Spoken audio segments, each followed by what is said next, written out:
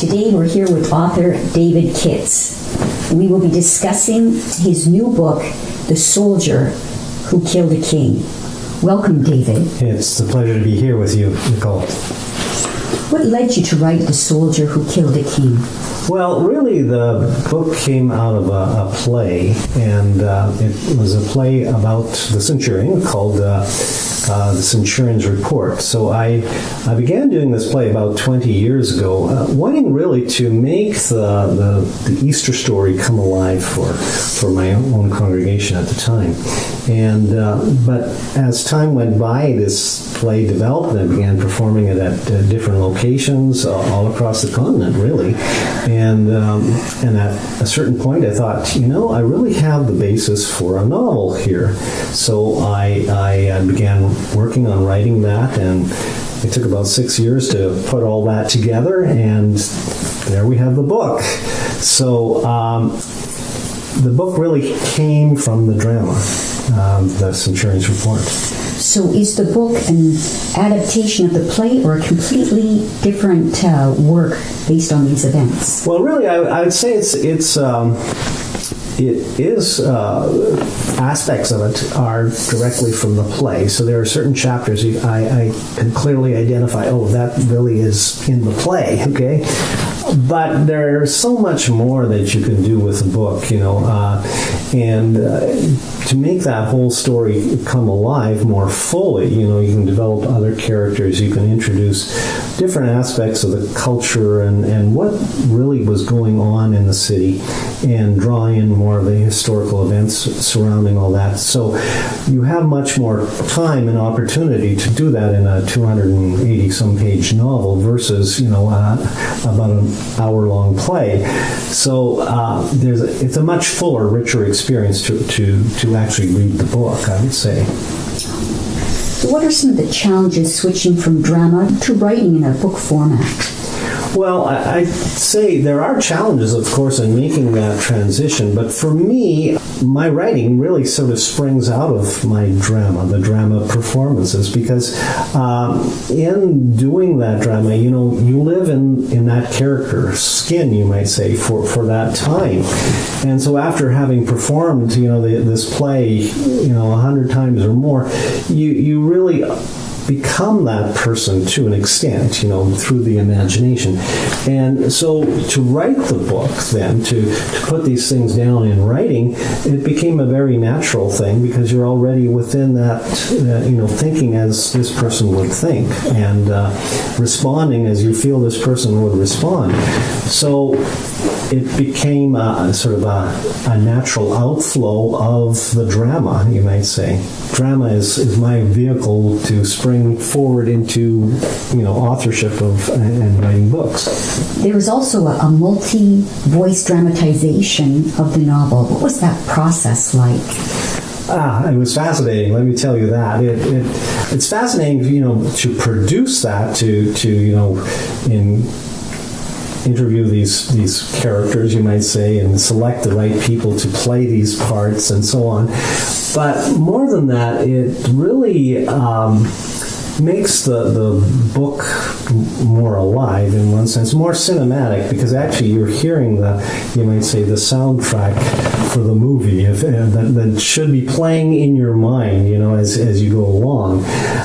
So that the audiobook really works that way. It again brings these characters to life. You can hear them, and adds that other aspect, that additional layer, you might say, of meaning and reality to that whole experience.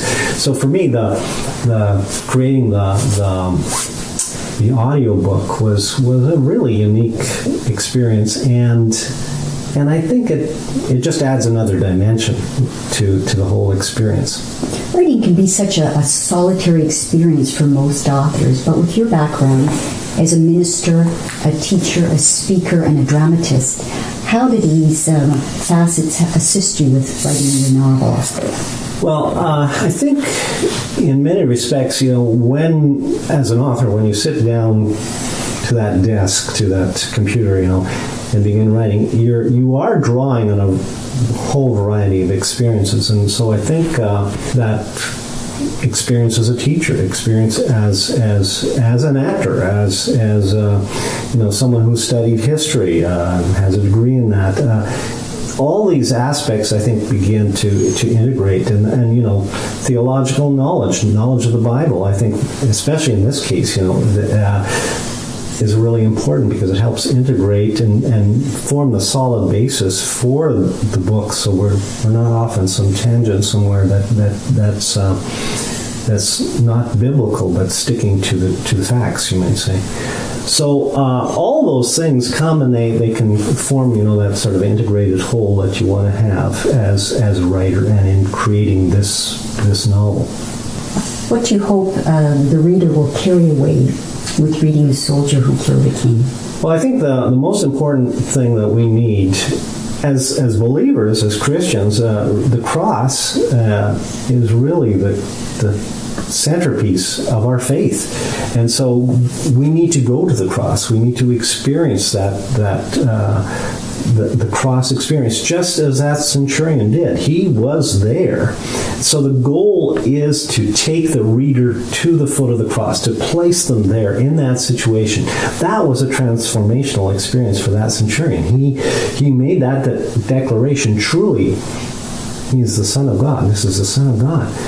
So in that, we need to ourselves come to that declaration of faith, of knowing who we serve. It is Jesus, the Son of God.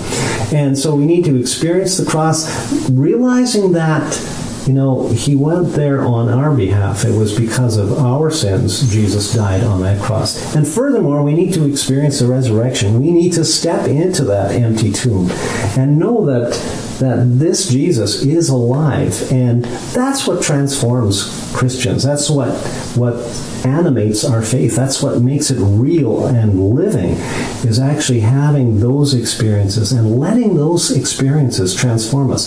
So the whole goal of the book is to bring readers to the cross, to bring them to that transformational experience, to have them experience the resurrection and know that that's real and true.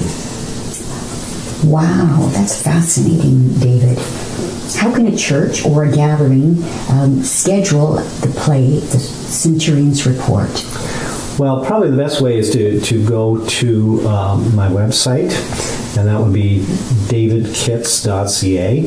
And Kitz, by the way, is spelled K-I-T-Z, or K-I-T-Z if you're American. So simply type in K-I-T-Z, davidkitz.ca, and you will that will take you to the site, and there you'll find out about other books I've written and the drama, The Centurion's Report, and there's other dramas as well that I do. So it's a great place to get that further information and contact me by email or even telephone too. Well, thank you very much, David. Thank you, Nicole.